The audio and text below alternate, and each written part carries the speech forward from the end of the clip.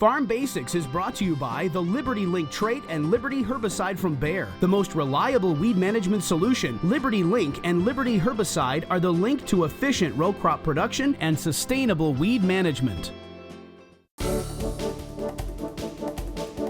I think it's interesting, Brian, when you go around the country, you see how everybody manages things different. I mean, there's a lot of different ways you can farm. You made the conscious decision to chop up your weed straw, this valuable weed straw, to chop it up and lay it on the ground and not take it off the field. Why? Right, to not bale it. And the reason why is fertilizer is expensive. Now, this is one of the most common questions we get. We get emails from farmers all across the country and really all across the world.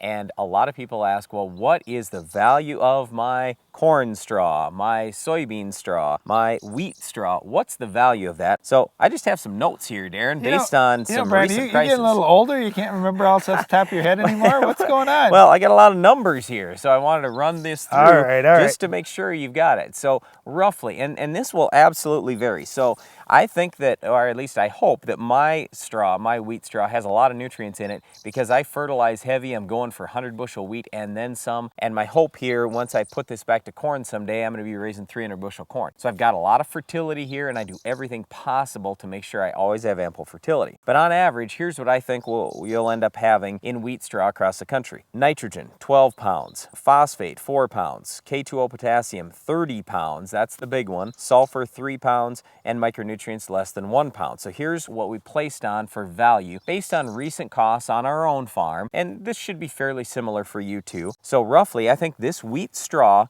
per ton now, per ton of wheat straw, the nitrogen value in there is worth about $6.50. The phosphate, $2.50. The K2O potassium, $14.75. That's a lot. Sulfur, $2.75. Micronutrients, $1. And then a couple other things that you don't really give it credit for. Organic matter. Okay, when you take this off the field, you take all this organic material off the field, you're probably over time going to end up with slightly less organic matter. I just felt this is worth $10 a ton. And then baling costs, I just figured $15 a ton. So I add all that up, the nutrients, the organic matter, baling, that's $52.50 a ton. And I just thought, you know, what am I really going to get out of my bales? Not a whole lot more than that. So I'll just leave it out in the field. Well, it's a lot of work, and then you've got all that equipment driving over the field again, right, where you're going to be packing things down some more. Why not spend that time and that energy getting a cover crop out here and getting the next crop growing rather than trying to get every last penny off the field now for something that's actually going to cost you a few cents next year for that 1 penny you got this year? But the whole thing is everybody's in a little different situation. So let's say we had livestock. Fortunately, Darren and I don't have to scoop manure anymore. We used to as that was kids. Fun, Brian. That was fun. It was. And we would always bale up the straw. We would use it as bedding for the hogs. And then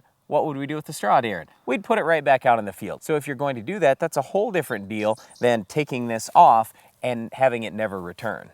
Well, that is a key. When we talk about taking any residue off, we hear the same talk with corn stalks. Some guys like to bale up corn stalks, haul them off. That's fine. Just bring the manure back. If you bring the manure back on that same ground, it's fantastic. You've done a great thing. You've taken this residue, you've run it through an animal, broken it down into a crop available form, and put back out in the field. It's the ideal way to do it. If you want to graze out in some stalks like that, that's a fantastic way to do it too. Okay, if you can do that, it runs through the animal, you get great fertilizer for next year. Okay, but let's take the case where you do just take this straw, sell it off, and it never returns. I guess the whole point and where we're trying to go with this today is to make sure you understand you've just now lost some nitrogen, some phosphorus, some potassium, some sulfur, some micronutrients, and certainly organic material that could have helped your soil long term. So you've got to figure out some way to replace those things, and it does cost some money. Okay, here's one more challenge, Brian. When you're going to chop straw and try and spread it out in your field, you've got to spread it even as well. That's another thing that we run into with really any crop. It's not just wheat or grain specific. We're talking about soybeans, corn, everything on our farm. We've got to spread that residue even. Otherwise, next year, let's say we're going to go through a strip till or minimum till or no till. You've got those heavy mats of residue, and now you're going to try and put seed in there. First of all, you aren't going to get the seed placed just right.